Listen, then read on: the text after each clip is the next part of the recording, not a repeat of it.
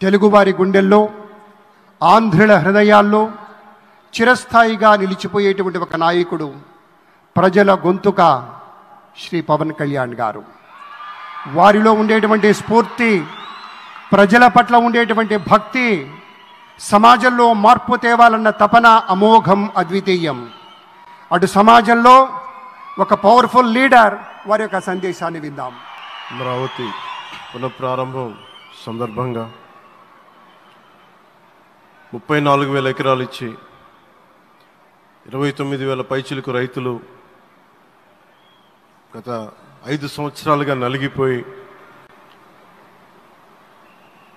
ఇక్కడికి వచ్చి రోడ్ల మీదకి వచ్చి ముళ్ళ కంచెల మధ్యలో కూర్చొని పోలీసు లాఠీ దెబ్బలు తిని కేసులు పెట్టించుకొని ఇంట్లో పెద్దవాళ్ళని కానీ చాలామందిని 2,000 పైచిలకు రైతులు ప్రాణాలు కోల్పోయి మీరు నలిగి బాధపడి మీ కన్నీళ్లు ఇచ్చేవాళ్ళు ఉన్నారా ఆ రోజునని చాలాసార్లు మహిళా రైతులు నన్ను అడిగారు.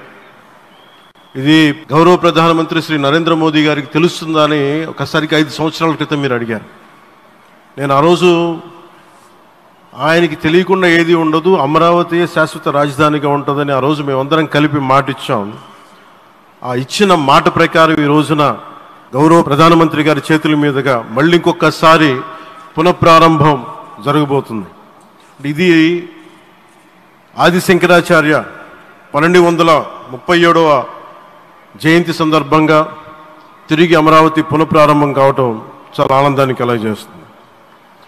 మనందరం 5 కోట్ల మంది ప్రజలకి సంబంధించి ఇది ఒక హబ్, ఇది సెంటర్, నవ్ సెంటర్. ఇది అంటే మనందరికి సంబంధించిన ఇల్లు. ఇది మనందరం ఎవరిని అడుగుతున్నామంటే, ఒక ప్రధానమంత్రి గారు పూర్వం సన్యాసాశ్రమంలో ఉన్నప్పుడు ఆయనకి అనికేత్ అనే పేరు పెట్టారు. అనికేత్ అంటే అర్థం పరమశివుడు, ఇల్లు లేనివాడని. అలాంటి ఇల్లు లేనివాడు, కుటుంబం లేనివాడు 5 కోట్ల మంది కుటుంబాలకు, 5 కోట్ల మంది ప్రజల కోసం, ఎన్ని కోట్ల కుటుంబాల కోసం మనందరికీ రాజధానిలో ఒక నగరం నిర్మించడానికి, ఇల్లు నిర్మించుకోవడానికి ఇల్లు లేకుండా 140 కోట్ల మంది ప్రజల బాధ్యత తీసుకొని కశ్మీర్ నుంచి కన్యాకుమారి వరకు, అక్కడ కామాఖ్య నుంచి ద్వారకా వరకు ప్రపంచమే, మన దేశమే తన కుటుంబంగా చేసుకుంటూ ఈ భారతదేశమే తన ఇల్లుగా చేసుకొని తిరిగి పునఃప్రారంభానికి విచ్చేసిన గౌరవ ప్రధానమంత్రి శ్రీ నరేంద్ర మోదీ గారికి మనస్ఫూర్తిగా మన అందరి తరపున, ఆంధ్రప్రదేశ్ ప్రజలందరి తరపున, అమరావతి రైతాంగం తరపున, ఆడపడుచుల తరపున వారికి చేతులెత్తి హృదయపూర్వక నమస్కారాలు తెలియజేస్తున్నాను. దివిసీమ తుఫాన్ వచ్చి అందరి ఆశల్ని తుడిచిపెట్టేసినట్టు గత ప్రభుత్వం రాష్ట్రం మరియు అమరావతి భవిష్యత్తుని తుడిచిపెట్టేసింది. అమరావతి అంటే పరదాలు, సెక్షన్ 30, సెక్షన్ 144 మాత్రమే గుర్తుకొచ్చేలా పనిచేశారు. నువ్వు ధర్మం కోసం నిలబడితే ధర్మం నువ్వు నిలబడేలా చేస్తుంది అనే విధంగా ఆ రోజున అమరావతి రైతులు, రాష్ట్ర ప్రజలు ఈ ధర్మ యుద్ధంలో విజయం సాధించారు. రైతులు ఇచ్చిన 11,000 ఎకరాల భూమిని త్యాగం చేసి, వారి సంకల్పం 33,000 ఎకరాల భూమిని త్యాగం చేసి వారి సంకల్పం ఫలితంగా ఈ రోజున ఆంధ్రప్రదేశ్ రాజధాని ఆవిర్భవించింది.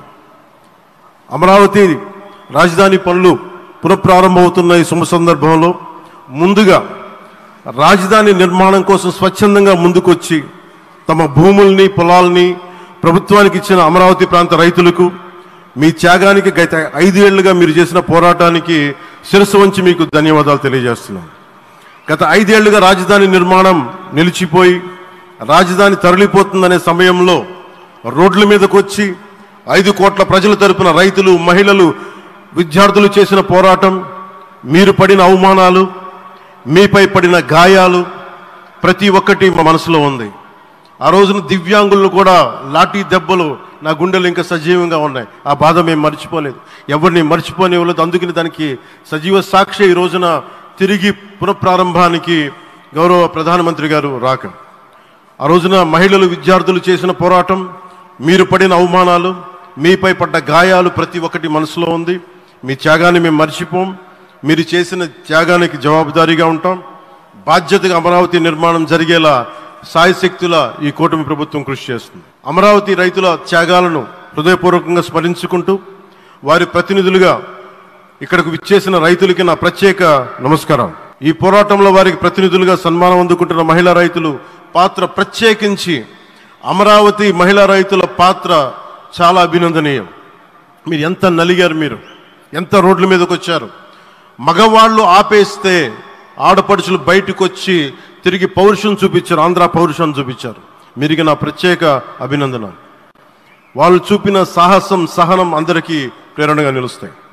వేదిక మీద ఉన్న నా మంత్రివర్గ సహచరులకి, గౌరవ ప్రధానమంత్రి శ్రీ నరేంద్ర మోదీ గారికి, విజనరీ అయిన గౌరవ ముఖ్యమంత్రి శ్రీ నారా చంద్రబాబు నాయుడు గారికి, సోదరులు లోకేష్ గారికి, గవర్నర్ గారికి ప్రత్యేకించి నా హృదయపూర్వక నమస్కారాలు, ధన్యవాదాలు తెలియజేస్తున్నాను. అలాగే ఇతర సహచరులకు, సభకు హాజరైన వారికి, రాష్ట్ర ప్రజలకు కూడా నమస్కారాలు తెలియజేస్తున్నాను. ఇక్కడ రైతులు భూమిని మాత్రమే ఇవ్వలేదు, రాష్ట్ర భవిష్యత్తును నిర్మించే ఆశలను, విశ్వాసాన్ని ఇచ్చారు. కానీ 5 సంవత్సరాల్లో గత ప్రభుత్వం ఆ త్యాగాన్ని అవమానించింది. 3 రాజధానులు అస్తవ్యస్త విధానంతో ప్రజల విఘ్నతని, అమరావతిని అగౌరవపరిచింది. ఈరోజు ఈ వేదిక నుండి మేమందరం మీకు హామీ ఇస్తున్నాం, అమరావతి మళ్ళీ ఒక ప్రపంచ స్థాయి సర్వశ్రేష్ఠ రాజధానిగా ఆవిర్భవిస్తుంది. అమరావతి ఒక ఆర్కిటెక్చరల్ జోన్, ఒక కాంక్రీట్ జంగిల్గా మిగిలిపోకుండా జవాబుదారీతనం, న్యాయం, ప్రజాస్వామ్యానికి ప్రతీకగా నిలవాలని ఆకాంక్షిస్తున్నాను. కేంద్రంలో రాష్ట్రంలో స్థిరమైన ఎన్డీఏ ప్రభుత్వం ఏర్పడిన కారణంగా అభివృద్ధి కార్యక్రమాలు వేగంగా సాగుతున్నాయి. మేనిఫెస్టోలో ఇచ్చిన హామీలన్నీ దశల వారీగా బాధ్యతాయుతంగా అమలు చేస్తున్నాం. కేవలం మ్యాచింగ్ గ్రాంట్స్ ఇవ్వని కారణంగా గత ప్రభుత్వం రాష్ట్రం కేంద్రం నుంచి పొందాల్సిన 1000 కోట్లు నష్టపోయింది. కానీ ఈ ప్రభుత్వం కోఆపరేటివ్ ఫెడరలిజం స్ఫూర్తితోటి పరస్పర సహకారంతో పనిచేస్తున్నాం. రాష్ట్రంలో రహదారులు, రైల్వే, పారిశ్రామిక రక్షణకు సంబంధించి ఈ రోజున మన అమరావతి కాకుండా రాష్ట్రంలో రహదారులు, రైల్వే, పారిశ్రామిక రక్షణకు సంబంధించి ఈ రోజున 1,07,00,000 కోట్ల విలువైన అభివృద్ధి పనులకి ప్రధాని గారు శంకుస్థాపనలు, ప్రారంభోత్సవాలు చేస్తున్నారు.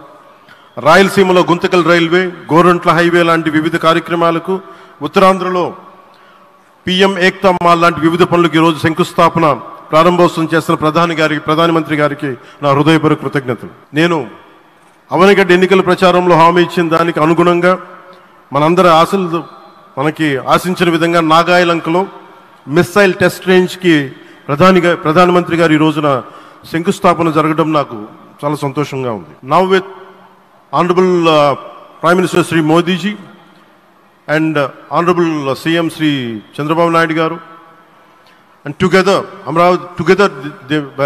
again Amravati will surely become a world-class capital, a 360-degree growth engine for all of Andhra Pradesh. Our youth will no longer have to leave for Bangalore, Chennai or Hyderabad. Soon Andhra Pradesh will create jobs for our people and attract talent from across the nation and the world. దీనికి అమరావతికి ప్రత్యేకించి ఒక వ్యక్తిని మనం స్మరించుకోవాలి. రాళ్లల్లో, రప్పల్లో ఒక మహానగరాన్ని చూసిన వ్యక్తి, ఒక 20 సంవత్సరాలు ముందుకెళ్ళి చూసిన వ్యక్తి.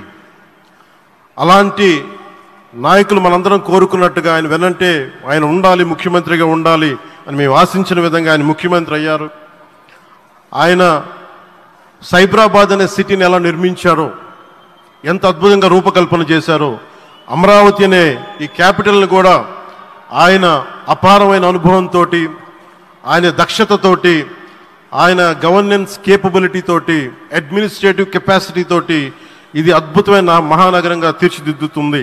ఇది ఆంధ్రప్రదేశ్కే కాదు, భారతదేశానికి తలమానికంగా అవుతుందని మనస్ఫూర్తిగా నేను ఆశిస్తున్నాను. అలాగే ప్రత్యేకించి ఈ రోజున మనం ప్రధానమంత్రి గారిని చాలా లోతుగా మనం అర్థం చేసుకోవాలి. ఈ రోజున కశ్మీర్లో దాదాపు 28 మందిని చంపేశారు. అలాంటి క్లిష్ట సమయంలో, రాష్ట్రం, దేశం మొత్తం యుద్ధం వైపు వెళ్తున్న సమయంలో, అలాంటి కీలక సమయంలో ప్రధానమంత్రి గారు ఇక్కడికి వచ్చి లోపలంత బరువు, గుండెల్లో బరువు పెట్టుకొని వేదన ఉండి కూడా అమరావతి రైతులు చేసిన త్యాగాలను మర్చిపోకూడదని చెప్పి ఇంత ఇబ్బందుల్లో కూడా ఆయనకు వచ్చినందుకు మనస్ఫూర్తిగా ఒక్కసారి మనందరం ప్రధానమంత్రి గారికి గౌరవ సూచకంగా మనందరం కృతజ్ఞతలు తెలియజేయాలి. The Pahalgam terrorist attack has been one of the darkest days for the entire country. Even the blood was spilled in Kashmir. The blood spilled in Kashmir, it created tremors in the entire nation. And we had seen it personally, witnessed personally, the pain of the victims.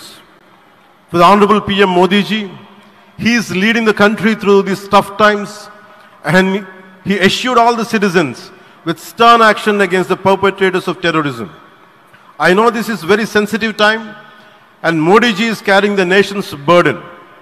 Amidst this tremendous difficult moment, Modi ji still gave time and came today to Amravati.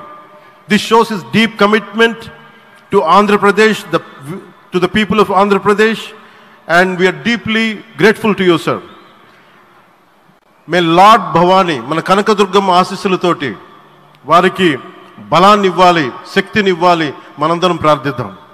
May Lord Bhavani Mata give immense strength to our Honorable Prime Minister Modi ji to lead our nation and bless Bharat, Andhra Pradesh and Amravati. Jai Bhavani, Jai Bharat and Jai Hind. మీకు గర్వకారణంగా నిలిచేటువంటి నాయకులు కొంతమంది ఉంటారు. ఆ కోవలోని వారే Shri Pawan sir వీళ్ళంతా.